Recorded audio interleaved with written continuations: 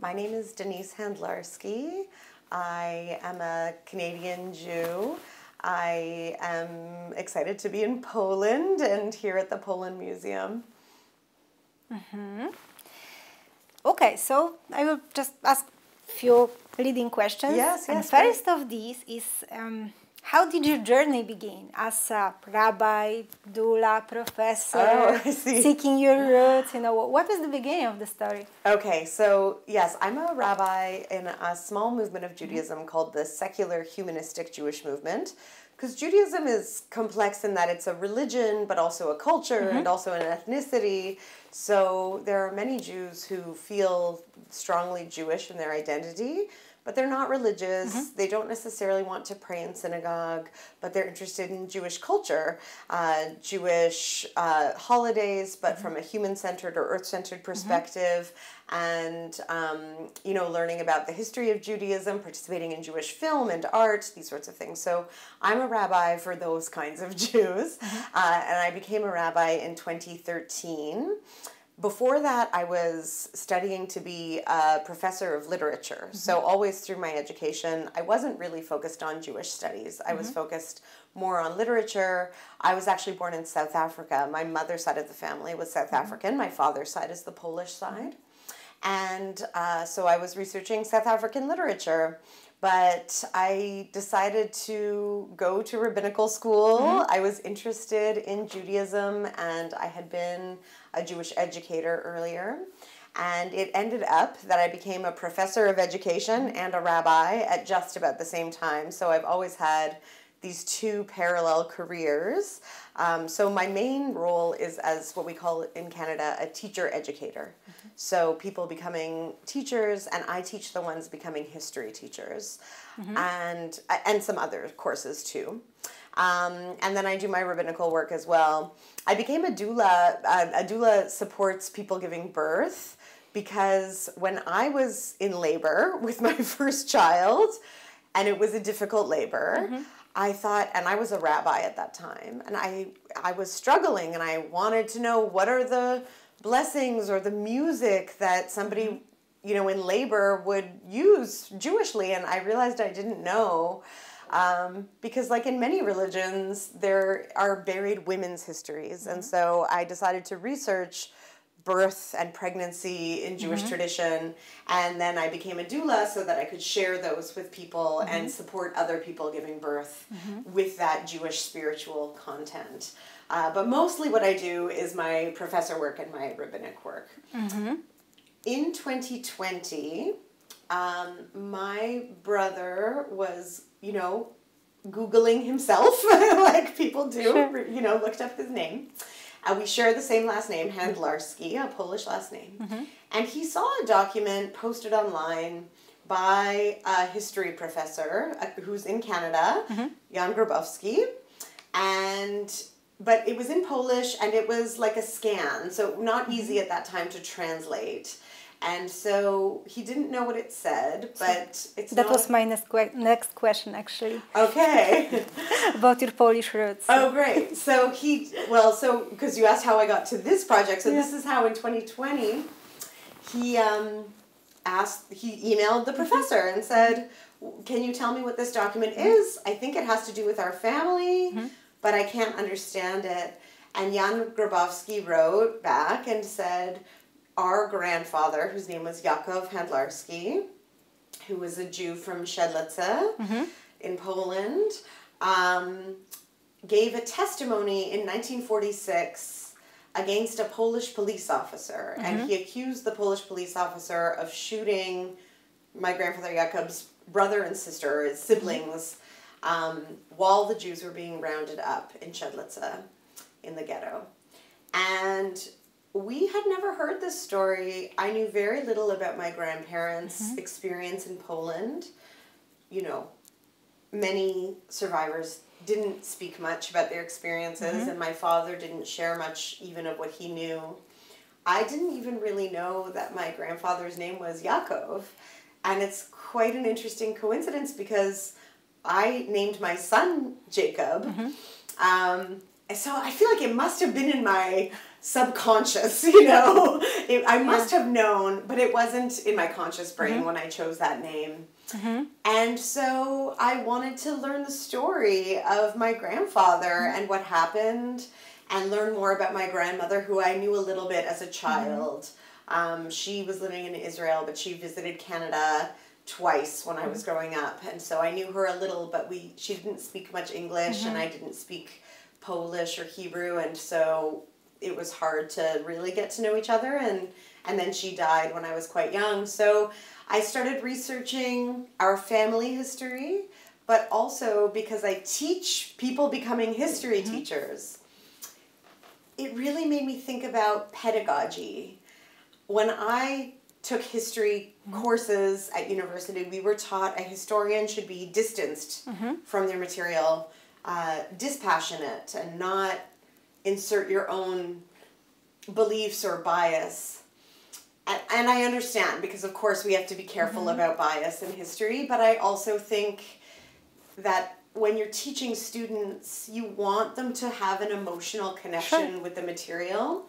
And I think that we need to do history research and certainly teach history in a way where we actually do allow for some emotional connection, that we acknowledge it's not really possible to be completely free of bias. So to be intentional about the story we're telling and know that we're telling a story, and to foster a bit of an emotional connection. Sure, I agree. Yeah, so that's what brought me here, and I'm writing a book called Mining Memory. Both how I'm trying to mine the memory of my family, but also how historians do it. And I'm very interested in the work of Poland, because that's also what you're doing. You're mining memory too. I do. Maybe can you tell me a bit about what you do at Poland? Do you mind? Sure. Well, I can only tell about my department. So this is the Department of Collections. Yes. So we do collect mostly memorabilia. Actually, we have 3 groups of exhibits here in Poland. First of which is archaeology, which I already showed you in the story. So this is mostly material from the archaeological excavation from the area which the building is standing now. So what is left from the ghetto? These are some samples, like pieces of mainly pieces of ceramics and glass. So this is like symbolic, I believe, what's left from the fire from the war. So this is a part of the collection. The second part of the collection is art. Both, actually, the oldest pieces of art are from the beginning of 19th century. So we don't have older pieces. But still, and we do collect modern art. Actually, we are quite excited about it. Cool. So we cooperate with some modern artists who are in some cooperations with us even now. And what I do is collect personal memorabilia. Great. So we have both documents, letters, so archives, and this is my domain actually, which we call in Poland, I would say, ethnography. And these are all of, because I'm an ethnographer by education. So amazing. Yeah, so this is like all of the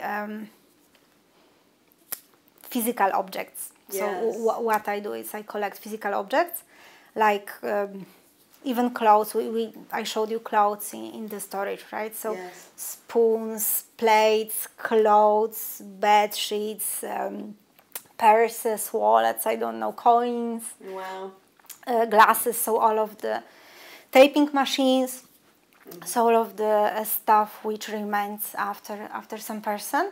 And actually an ideal situation is when we have when the memorabilia are brought by the family. So they bring whole story. So the objects are just not just. They are. It's very very important that they are a tool to tell the story which the family brings. So we interview them. Yes. As if we can, of course, if there is a story. So it's an ideal situation when the family comes with the story, with the memorabilia. sometimes with documents like letters, but also passports or any other documents, and photographs. Right. So if we've got all of this, we have the whole story, right? We have the story of the family. We've got the memorabilia, the physical, Yes. the physical remains of the person's life. So we can like physically show them, and we have also documents documenting the person's journey, and we have photographs so we can see how the person looked like. Yes. But also we collect memorabilia after unknown people. I mean, in Polish war history, in the history of Polish Jews, we often have the situation that we don't know their names, but we do have some memorabilia after these people. Either it can be documents, which we search for in the archive. Sometimes we find something, sometimes not. And these are, for example, documents left in post-Jewish houses. And the people who lived there afterward, they just, they kept them. So people, also Right. there's, Wow. well, we do not, I believe that there are also people who didn't keep the memorabilia or documents, but these people, they do not contact us, they don't come to us, course. basically. But people who come to us, they sometimes had some Jewish belongings of Jewish neighbors, for example, who went to ghetto, and they stored their most valuable things at the neighbors. So they gave them cutlery. It was something valuable, right? The cutlery or dishes, for example, like porcelain. So they took all valuables they had and stored them at the neighbors. Or documents, for example, we have documents stored by neighbors or some friends in the backyard, for example, buried in the backyard for the period of occupation. Right. And then the Jewish people, many of them didn't come back for the things. Right. So people just kept them. Yes. And very often, as they tell us, they kept them in the separate drawers, for example, that the Jewish cutlery, Right. it was someone else's, it wasn't ours, so we kept it in the separate drawer. And then when Polish Museum opened, they felt that this is the right place to donate the stuff and the memory. Yes. But when did Poland open the museum? 2015, the exhibition actually. 2014, last year we had the 10th anniversary. Because when I came in 2006, I remember seeing the monument outside to the Warsaw Ghetto fighters. And I thought I was like, why don't I remember this huge building? But that's why, it wasn't here. Yeah. It's pretty new, that makes sense. Yeah, we had this great celebration of the 10th anniversary of the opening. Wonderful. Beautiful. Yeah, so about the memorabilia, also like going back to the last topic, very often the people who donate this memorabilia, they are like even third generation, so they don't really remember the name even of the people whose the memorabilia were. So they just know that they have some Jewish cutlery or Jewish tablecloths or whatever, and they kept them because their grandparents, their parents kept them, and then they just donate them to the museum. That makes sense. Yeah. So and actually, I believe that this is our role to keep the story going, to keep the memory of these people. Yes, beautiful. And sometimes even manage to find them. Like sometimes there is some documents, for example. So yes, sometimes we manage to really find these people to recreate what happened to them, but not always, of course. Right, amazing. It's really important work. Thank you. And as the work, I wanted to ask you more about because I didn't meet a secular rabbi before, so I wanted to ask you about the practice. So sure. How does it look like? Yes, so I think it's important because I think a lot, and it makes sense, Jews are a very small minority globally. So a lot of people don't know very much about the diversity within Jewish life. So there are many kinds of ways of being Jewish, and so I think it's better to give some examples so it's clear what I mean by cultural Judaism. For example, Shabbat, the Jewish Sabbath from Friday night to Saturday, you know, it's traditional that you would light candles, that you would have wine or grape juice, that you would eat a challah, the egg bread, and have, you know, a nice meal together. And then Saturday is a day of rest. And so for a more religious Jew, and there are many also kinds of religious Jews, you would say, you know, blessings to God over the candles and the wine and the challah, and then you might go to synagogue on Saturday.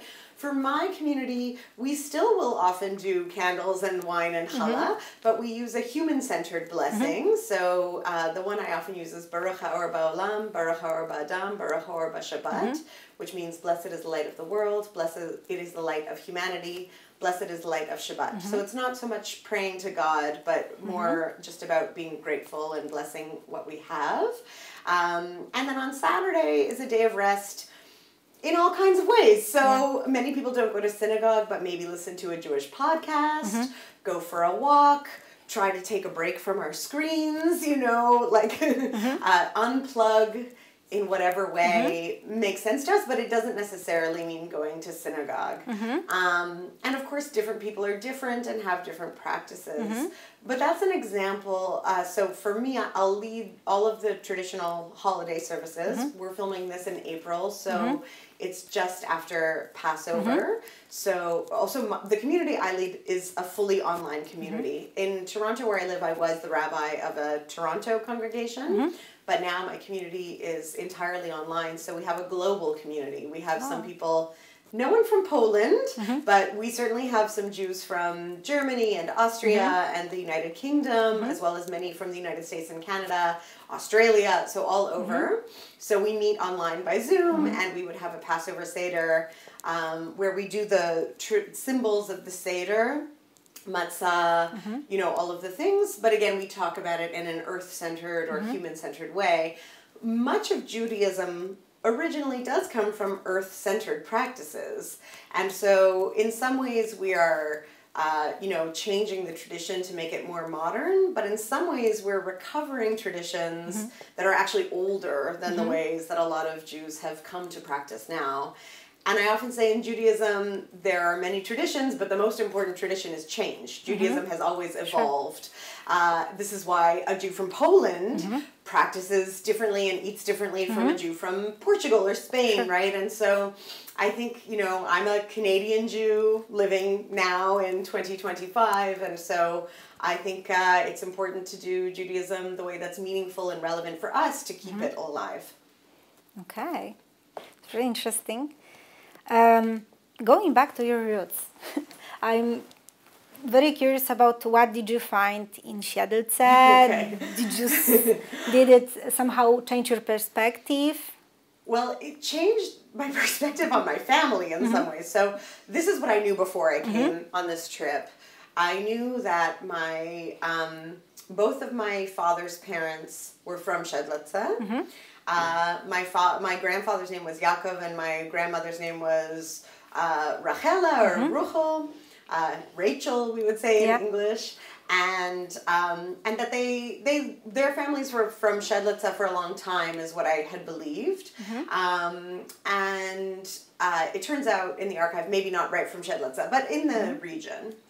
And what my father told me is that my grandmother's family was wealthier, owned a dairy, and my grandfather's family were butchers. But, and I knew that they survived.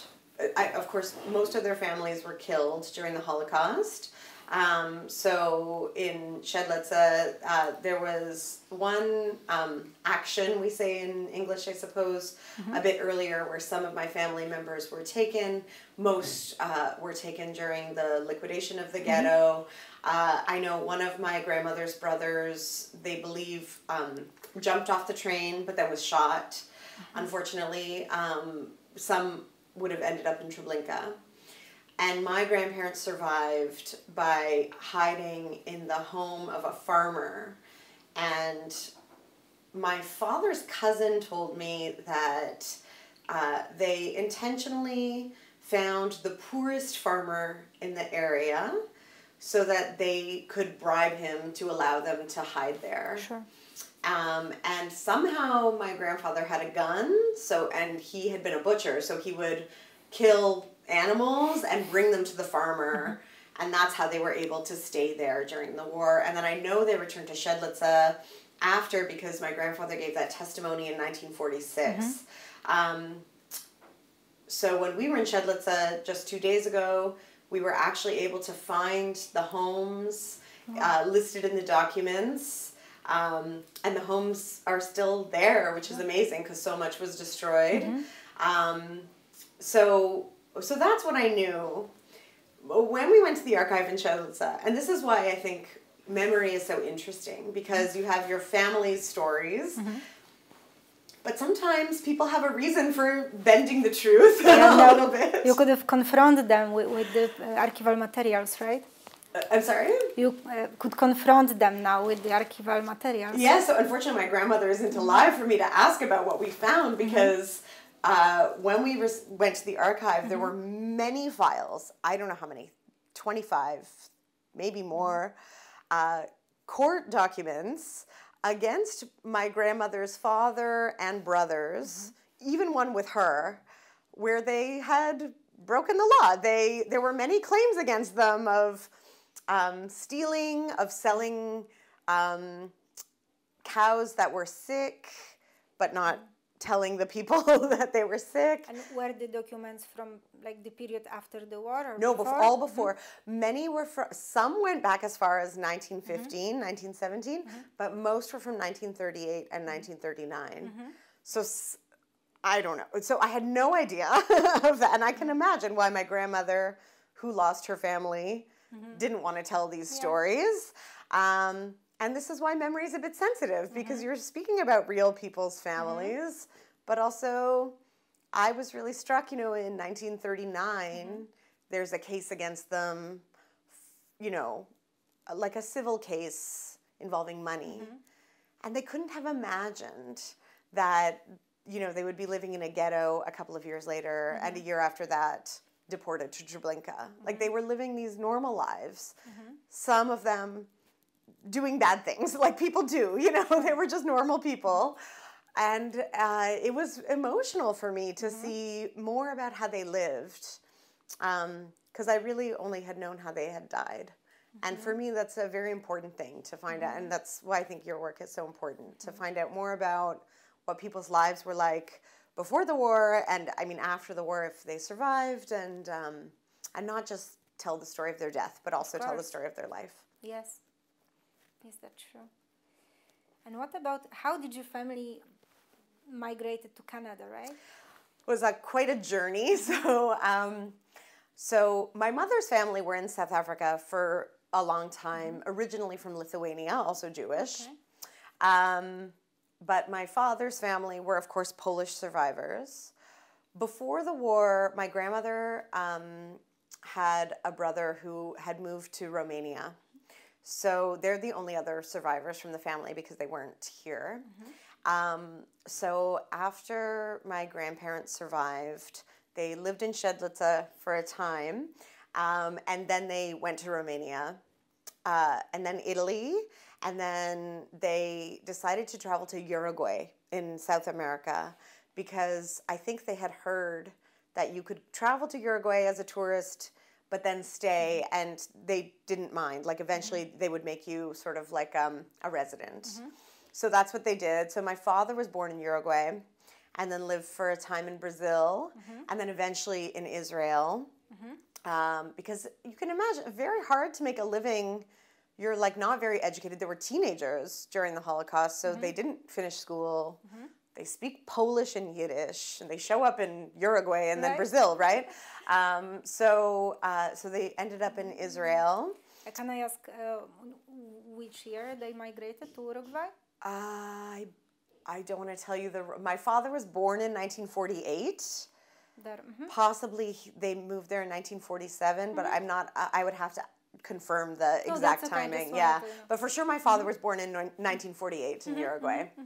And then when he was 7 years old, they went to Israel. He attended, he did his university studies there, but then he wanted to leave Israel. And he decided to, so he found, many stories of migration and like what becomes possible. So he learned that if you attended university in South Africa, then you could stay there as a resident. So he did his master's degree in South Africa, and that's where he met my mother. And then I was born in South Africa. But then, of course, it was apartheid South Africa. So my parents didn't want to stay and didn't think it was a good place to raise children. So they were looking for where they could move, and they wanted to go somewhere that spoke English. They considered Australia and the United States and Canada accepted them, so they moved to Canada. So I was born in South Africa, but both of my younger brothers were born in Canada. It's really quite a journey. Yeah. Well, this is why when I teach history, especially because I teach in Canada, which has people from all over the world, it's such a multicultural place, I say, the things we learn in history class, these migrations, these conflicts, these are the stories of your family too, And so in my family history, you have, of course, the Holocaust, you have pogroms in Lithuania, where I don't even really know all the details of how family ended up in South Africa.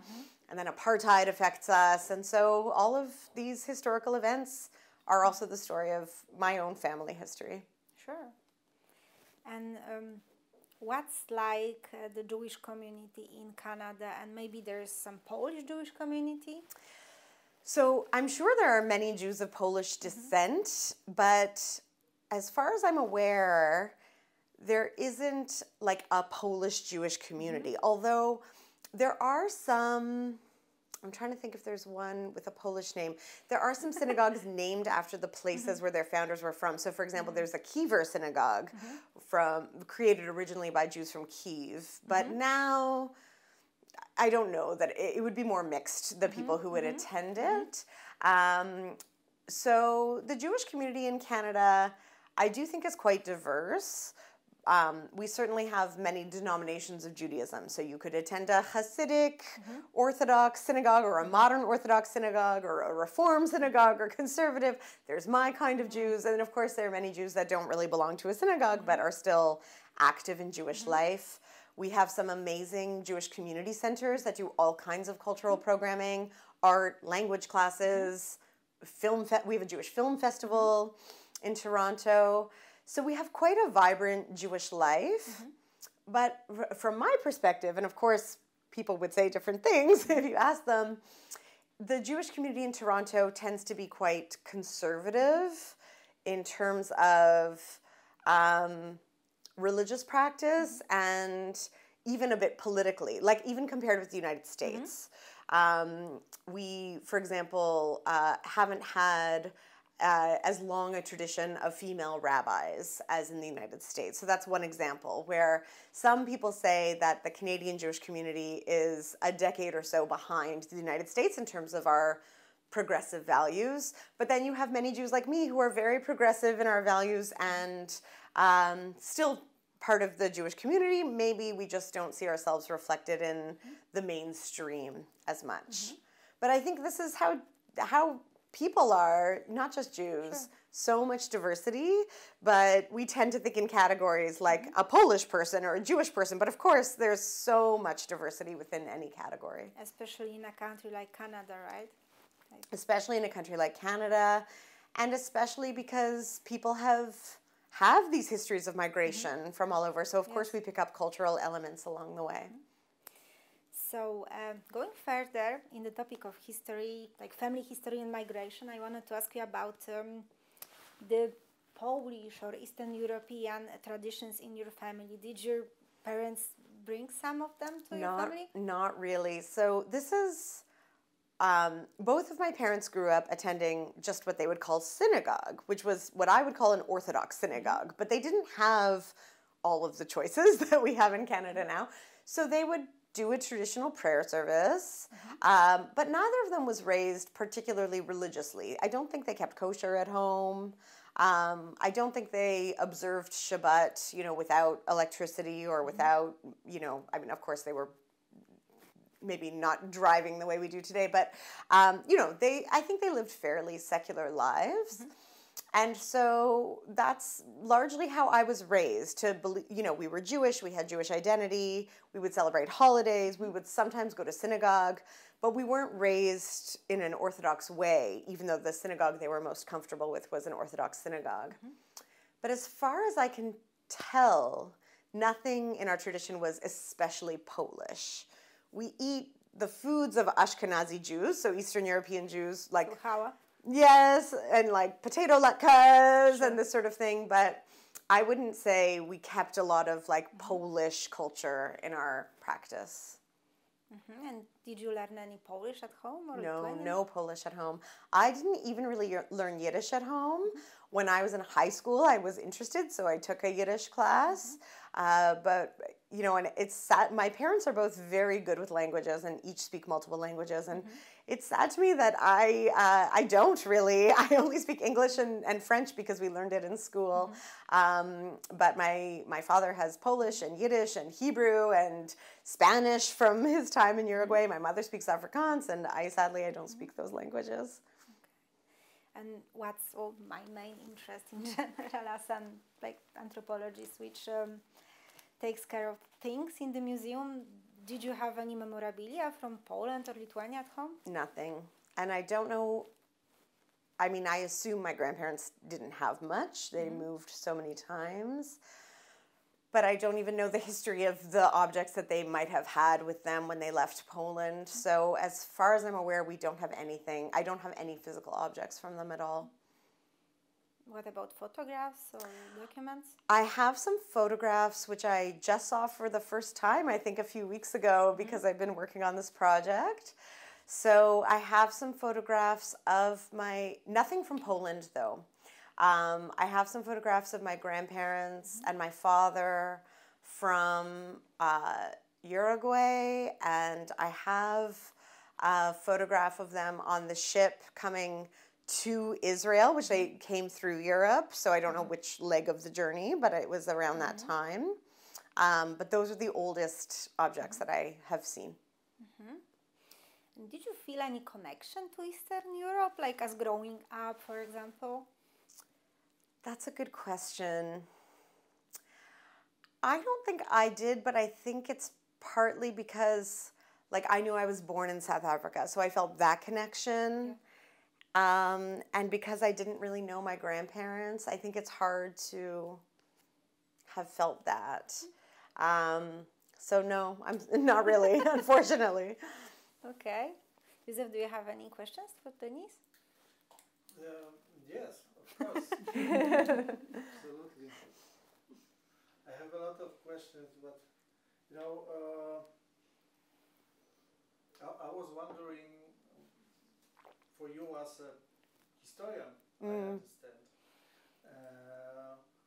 what gives you the experience of being at the place, to come to Poland and to see the places? Does it give you, because it not necessarily give you the knowledge? What are the benefits? Yes. Of that? It's a very interesting question. So first, I don't really consider myself a historian, more of a history educator. But for this project, I've been very interested in where a family history meets a wider, political history or public history. And I think that's part of the interest for me. I'm interested in the narratives of history. So, where I didn't know parts of my family history, and coming here you can see it. But I'm also interested in the choices people have made in telling the story of the past. So, for example, when we were at Treblinka yesterday, I find it very beautiful, the monument they created, the Jewish symbolism they used, the stones with the names of the different towns, but 17,000 to represent the number of people that perhaps were killed on a day in Treblinka. These choices and how you tell the story, I think are fascinating. And I do think they have a pedagogy to them. They're designed to help people understand this actually incomprehensible history, right? Where, like, I don't think a human can really make sense of the scale of death and the human capacity for cruelty. So to me, coming to these sites is a way to help access that. And I think I have a certain privilege as a third generation person. I'm not so close to the trauma of the Holocaust that it's difficult for me to confront these things. So I think I can bring a curiosity that I don't think is possible in some of the earlier generations. And so for me, when I'm here, there's this emotional connection to my family's history. It was powerful for me to walk the streets they walked, to see the buildings they would have lived in, you know. Sure. But it's also powerful for me to visit, you know, a place like this or some of these other sites that are meant to tell a story to all kinds of people, you know, descendants of survivors and also contemporary Poles and also travelers and all the people who have an interest in this history. So I'm like I said, for me, it's really where the family history meets this larger history and what we learn from the ways people choose to tell the story. You think you will use this knowledge while teaching later? That's what I'm really thinking about. So the other interesting thing here is in 2018, there was a survey done of Canadian students, and I don't have the statistics in my, you know, accessible in my mind, but a huge number of them had said they never learned about the Holocaust in school. Many thought the Holocaust was either not a true story or had been exaggerated. Right. We were also very surprised. And so we realized, like, we have not been doing a good job with Holocaust education. And I think because I teach people becoming teachers, I have an insight into why. Because I think teachers mostly really care and they want to do a good job. But there are some topics that are so traumatic and difficult to teach, and they're scared to make a mistake. You know, they're scared to do something, to offend somebody, or to, you know, if there's a child who will be re-traumatized. And so they're scared and they don't want to make a mistake, so they might avoid it. Also, just, you know, I taught, it's in the 10th grade history curriculum where you would cover the Holocaust. And I think it's so much to cover. So normally you have like 2-3 days to cover the Holocaust. It's really not enough time, even if somebody's really trying to do a good job. So after that study in 2018, in Ontario where I live, the Ministry of Education created a new mandate that we must teach a Holocaust and anti-Semitism unit in grade 6 and in grade 10. So to make it, you know, more deliberately part of the curriculum. And so in that time, there's been a lot of writing of new curriculum, of creating new resources for teachers to use.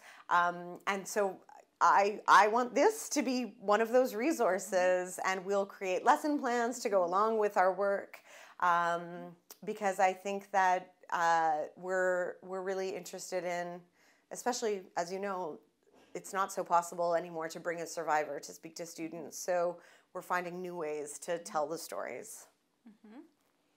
Can you tell us a bit more about your current project? So it's called Mining Memory, Holocaust History and Its Reverberations. And it focuses on uncovering parts of my family history, on, I think, you know, in Poland, it seems there are some tensions in how the story of the Holocaust is told. I mentioned it's Jan Grabowski whose work first led me here, and I know he's quite controversial in Poland. So I'm interested in the discourses of historians today and how they're negotiating telling stories. And then there's a section of the book that talks about, there's a historian named Dr. Louisa McClintock who also used my grandfather's testimony in her dissertation. And we formed a bit of a relationship over it. And when we met, she lives in California, so we met by Zoom. And we both had tears in our eyes. And she said, it's so meaningful, you know, in her words, it's so meaningful for me to meet the descendant of somebody that I wrote about. And I said, it's so meaningful for me that there are historians working on these stories that can help us learn about our histories that were sort of buried in our family. And so part of my book is about the connections that sometimes, you know, as opposed to a dispassionate historian, you know, how does relationship work in telling the stories of history? And then there will be a section also on pedagogy and how we teach. Mm-hmm. And what about film you are shooting? So my hope was that the film will be used for schools, like I mentioned, because we're creating new materials. So it's a short film that I hope will be on the same subjects. How do we tell the stories of history? I want students to know about, you know, like microhistories. The story of my family is one of millions of examples. But also, I think it's an important part of the film to talk about how students are implicated in history too. Of course. Okay, Joseph?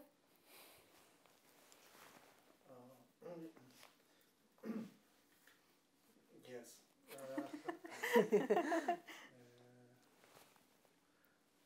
Because I liked it very much what you said about the storytelling, because we are in oral history project, so Yes. this is obviously quite you know, thing that is quite close to our heart.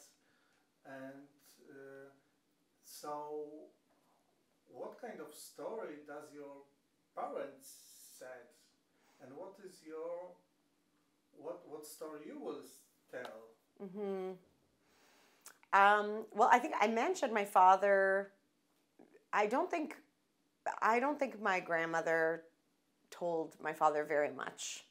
So we don't, and I think that was very common for survivors to not really want to speak about their experiences. And so I think my father told me what he knew, which I said was that they survived by hiding in a farmhouse, and then they moved until they settled somewhere for longer, but we didn't know very much. And I'm still formulating the story I will tell, actually, because some of the information I learned is quite new, but I think it's important to tell the story that some of my family members maybe committed crimes, like, you know, some weren't always, you know, I don't know. I just think it's about giving texture to what was a very slim narrative that I had about my family's story.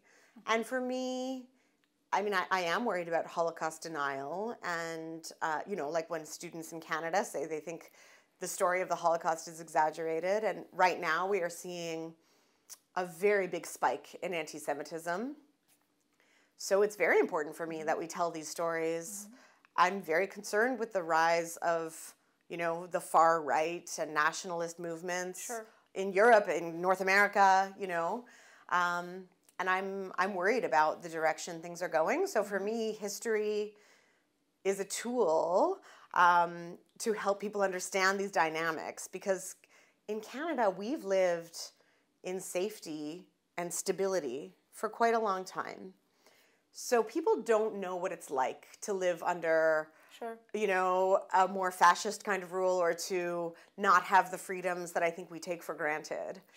And I think it's very important that we use history to train citizens, to educate people about the past so that they will make good choices politically and socially in their lives. And you mentioned your grandfather's testimony. Yes. Remember what was in it, or what did he say? Yes. My grandfather testified against a Polish police officer named Jan Kokot, that when the Jews were being rounded up in the ghetto in Siedlce, that this officer shot, it seemed from the documents, he said his brother and sister. In the archive of Siedlce, I found that the sister was actually his aunt. his cousin's mother. Their names were Hannah and Herzig, and there were other documents that we found that support his story. So this police officer killed these two people, shot them. My grandfather testified that it was because they had had an earlier interaction, so there was already like animosity, and I suppose, you know, the police officer felt he could get away with it, and he shot them. I don't know the details, you know. In the case file, which I've seen from Grabowski, there were witnesses, two Jewish witnesses that at first supported my grandfather's testimony and then recanted. And I think there were obvious political reasons why it might not have been safe or, you know, good for somebody's long-term prospects if they were going to stay to support the Jew against the Polish person. There's also testimony from the police officer who, of course, denied having shot them. And then at the end of the case, he's acquitted. So there's no, you know, there's no punishment for him. Interestingly, in the case, there's a couple of different interviews, and in the last one, the police officer Kokot says that it doesn't matter anyway now because Jakub Handlarski has fled to Palestine, which I know wasn't true because I know they went to Romania, and I don't know the timing of when they did that. So that's sort of where the story ends, and that's all I knew. But it was interesting to see in the archive of Siedlce, my grandfather Jakub also made a claim in the court to try to get his family's home back. And they essentially said, well, you have to produce the birth certificate to prove you're the descendant of the people who had owned that home. But the Germans had destroyed the birth certificate, so there was no resolution in that case either. I think probably he left Siedlce. Because they couldn't have their home back. Yeah. But I know where they were living. That was also there. So they had moved into another like their cousin's home, the one that belonged to Hannah Handlarska, in fact. So we do know where they had lived before the ghetto and then after the Holocaust as well, which is actually quite amazing to have seen those buildings. And actually, I'm thinking about it, and I can't even imagine how would it be to see someone living in my house. Yes. And not being able to go inside. Right. And that house that they were living in, so it had been owned by Hannah Handlarska, and we know they were living there, but there was also a case file where the daughter Mala was saying she is the rightful owner now that Hannah was shot. That's why we know that corroborated my grandfather's story. And she also didn't get, so they must have rented the house back from I don't really know how they were living there, but they didn't own it. And she also didn't end up becoming the owner of that home. So those homes were lost. Yeah, that's really... I wanted to ask you about your expectations and your impression after coming to Siedlce, to Poland now, because you've been here before, right? I had never been to Siedlce. I came to Poland once before on not the March of the Living, it's called the March for Remembrance and Hope. It's not just Jews who go, it was a diverse group, and in fact they tried to link it with other genocides. So I had a survivor from the Rwandan genocide who was my age, more or less, on the trip with me. Many descendants of Christian Poles also, and we had survivors with us. So it was a powerful trip. That was in 2006, so it's been almost 20 years. And of course, on that trip, we didn't go to Siedlce. So I have to be honest, I remember parts of that trip, but we didn't spend much time in Warsaw, you know, like, so I didn't remember what it felt like to actually be here. And I think we're learning that Poland is more than the camps, you know, and I do think it's important to get a sense of how history has also moved here, right? You have a very complex history following the end of Nazism. So it's been good to learn about that. And my impressions of Siedlce, because I've seen many of the archival photos. And then I did go on Google Maps to try to see what it looked like, but it was hard to understand. So it's bigger than I expected. And I suppose I shouldn't have been surprised, but I hadn't been thinking about that there was a mix from older buildings that survived, from, you know, communist era building and then very contemporary buildings, and they're all, you know, mixed together. So it was, that was interesting to see. There's a beautiful park there that we walked through. So yeah, I sort of felt that, you know, it was powerful to see, you know, the cemetery with Jewish graves. That's obviously old, mixed with contemporary life as it's unfolding. Yeah, of course. Yosef, have you got any more questions? Yeah, I would have a bit different question, because you said that you were studying somehow the, how I understand, the female experience, female position in Jewish culture. Because my question is about, now it's quite also popular in Poland. Yes. The feminist approach. Yes. It's not only feminist, but just to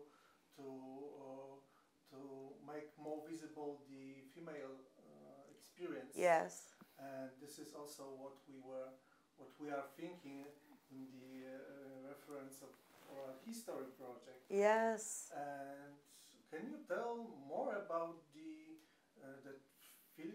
female experience in context of Jewish history or Jewish experience, but maybe, for example, do you say it on example of your family? There is something that you can tell about that? Interesting. So there are sort of two questions. So in general, I do think Jewish feminism started around the time of second wave feminism, where there were, you know, many Jewish women who were practicing Jews, who wanted Jewish leadership roles, who wanted to be able to read from the Torah, and of course that was not really allowed. But I believe, you know, if you look far enough back in the history of Judaism, you see more of a goddess culture. You know, we have an expression of God in Judaism called Shekhinah, which is a feminine expression of God. If you read the book of Jeremiah, you can see that women had, we call them teraphim, like little statues of different gods, of Asherah, the sort of consort of the male god El. And there's these, I would just say there are these older histories of Jewish women's practices that have been very buried.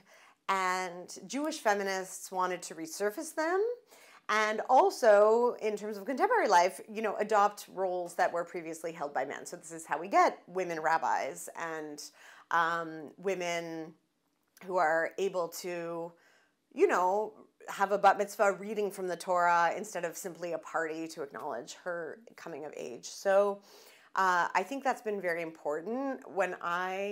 I'll tell a personal story it has nothing to do with Poland, but I became very interested in Jewish life when I was maybe 11 or 12, and I went on a trip to New York City with the Lubavitch synagogue, so, you know, ultra-Orthodox, and parts were so beautiful, like we stayed with the family and did Shabbat with them, amazing, but they took us to a mikvah, the ritual bath, and the way they explained it, and I think I do mikvah now, but I understand it differently. They explained it because women are unclean at certain times of the month, you have to go purify, and I was horrified by the sexism of it, you know.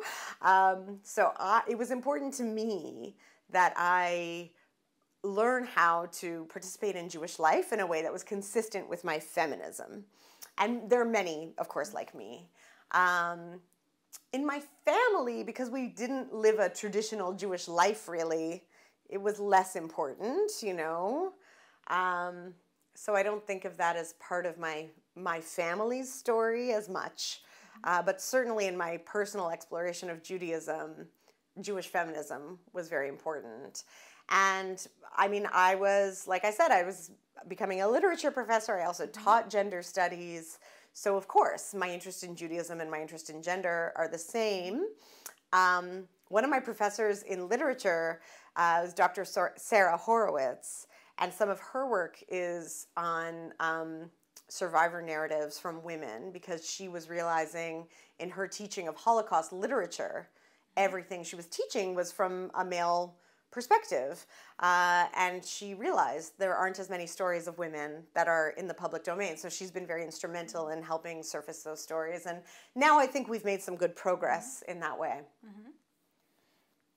So going this way, I wanted to ask you about your experience as doula, and does you being Jewish rabbi, secular rabbi, have affect your doula work?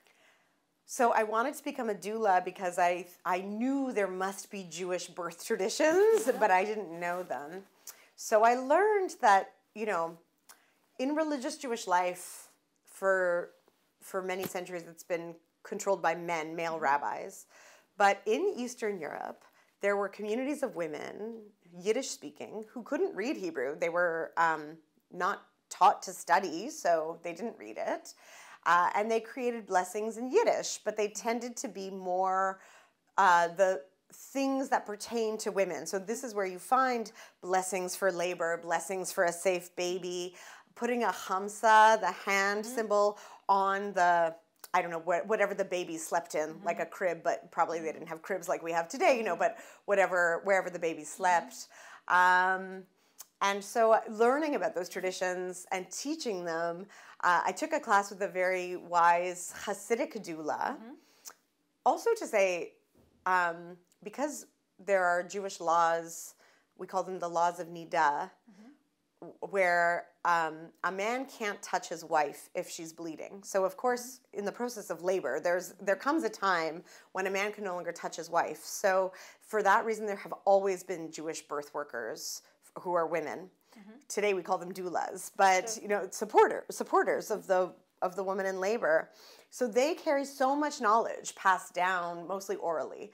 And so I learned from one of these birth workers these beautiful traditions. For example, we have a blessing for healing, we say, called the Misha Berach.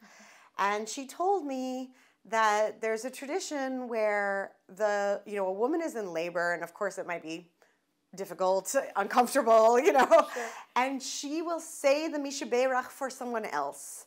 And there's this idea that you don't focus on your own pain and suffering, you put it outwards, and in the process of doing that, it also helps you.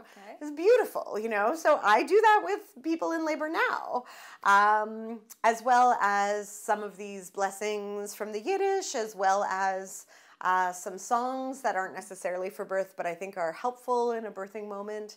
So I wanted to, like I said, resurface some of these female traditions and bring them to contemporary Jews who they don't necessarily observe the laws of Nida. Like my husband could touch me when I was in labor, but he doesn't know these traditions. So we need to be able to pass them along. Sure. Actually, it's a very interesting topic. So can you tell something more about the birth traditions? So there are some blessings, there are songs, you said? So I don't know any songs traditionally, but we have other songs that in Judaism that I like to use in the birthing room. So, oh my gosh, I can't sing on camera. I don't have a good singing voice, but we have a song that says in the English translation, the whole world is a narrow bridge, and the most important thing is not to be afraid. It's many Jews know the song. And so I'll sing that because I think the resonance is nice for a labor. And you sing in Hebrew or in English? Both. Okay. And we also sometimes just play other kinds of Jewish music just to, you know, I think it's important in birth to set a mood, you know. So that's part of it. Also, in contemporary birth, there's a lot of like meditation, affirmations. So I'll do a Jewish themed, you know, meditation. I also use a passage from the contemporary novel, The Red Tent, which has a lot of birth in it. It centers on a Jewish midwife. And so there's something in that book that the midwife says to the people. So this is a fictionalized account, but I take the words from that novel and I'll bring them in. So different things to give it a spiritual birth experience. And what about the presence of men? Do you accept it now? Oh, of course. Yeah, so for me, because I'm, a secular person, like anybody she wants in the birthing room, it can be her parents, it can be her partner. Of course, there are doctors or midwives. So I don't have rules that way. My job, people say a doula usually is there we don't do the medical things. So that's for the doctor or the midwife. We offer physical, emotional comfort, and sometimes advocacy, like explaining what's happening so she can advocate for herself.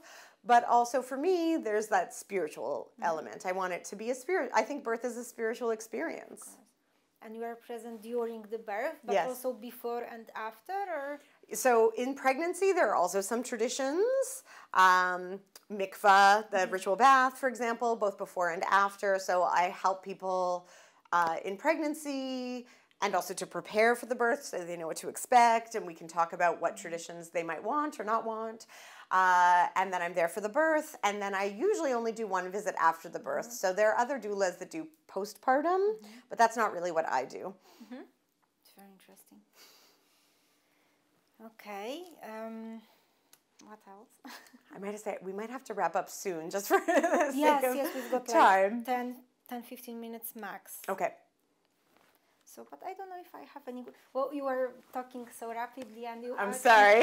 I mean, you told us so much already, so we barely had to ask you for anything. Józef, have you got any last question? Yes. Because I'm so interested in. I would come back to that being a secular, because how I understand, in your case, being a secular, it's not in opposition to being religious. Yes.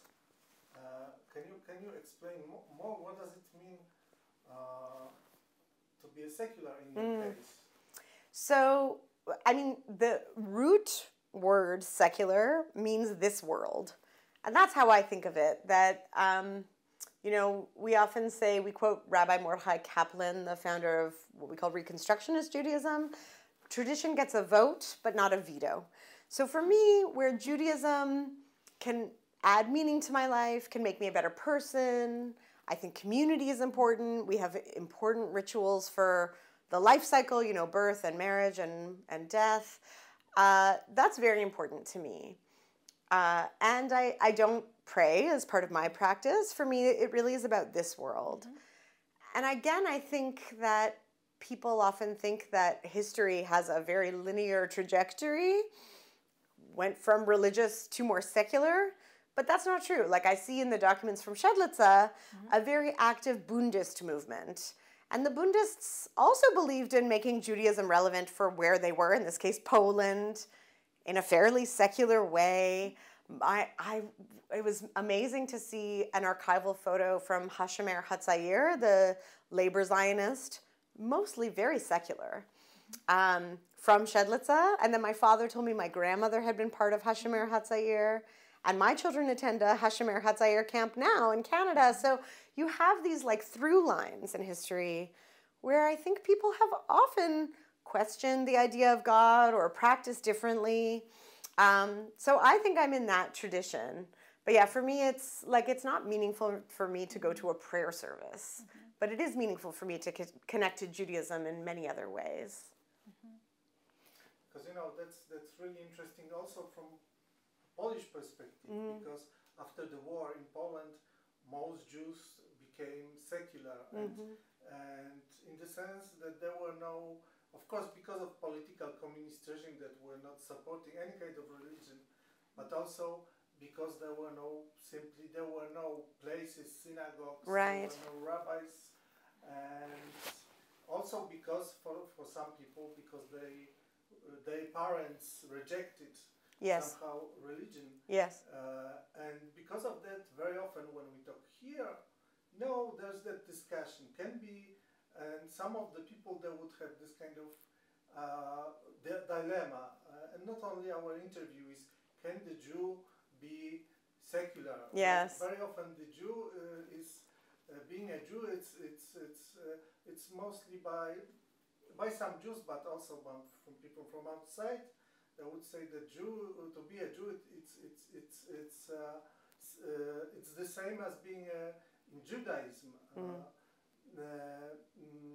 And because I understand also in that sense, being a secular doesn't mean that it's without any kind of spiritual Right. or metaphysical aspect. It has. I think so. Just it has. This is the because those people who, for example, they would not go to. This is what I want to add. That they would also say, what does it mean to be a Jewish?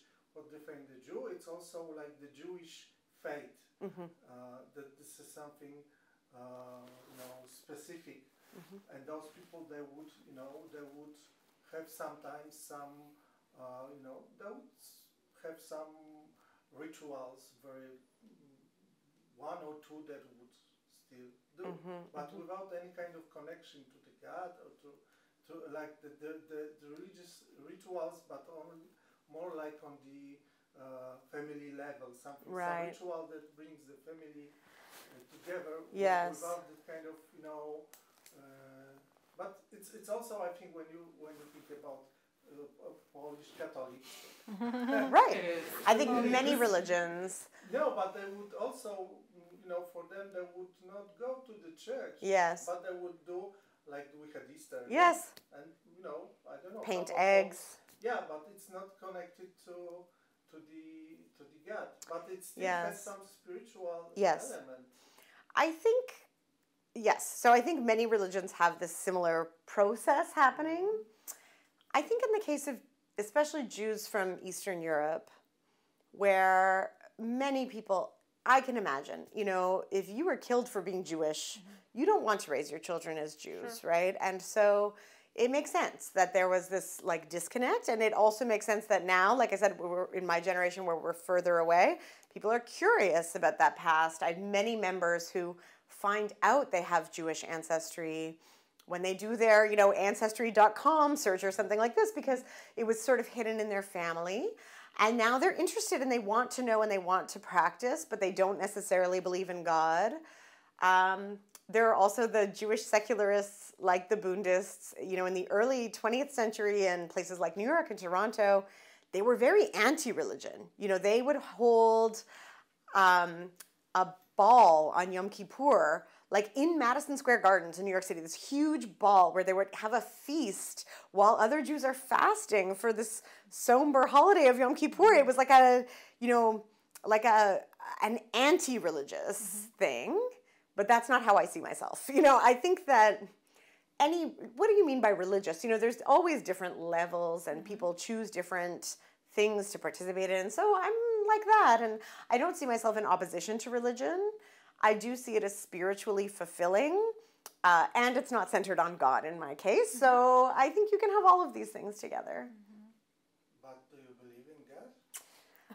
I don't. I certainly don't believe in the God of the Bible. I don't believe in any kind of God in a traditional sense. I have called myself an atheist. But the reason I don't talk about it is because to me it still puts God at the center of the conversation. And for me, God is not at the center of my Judaism or of my life. Like, neither a belief in God, nor like I'm a fervent atheist with a lack of belief in God. I honestly just don't think about the question of God very much. And so that's where it is for me.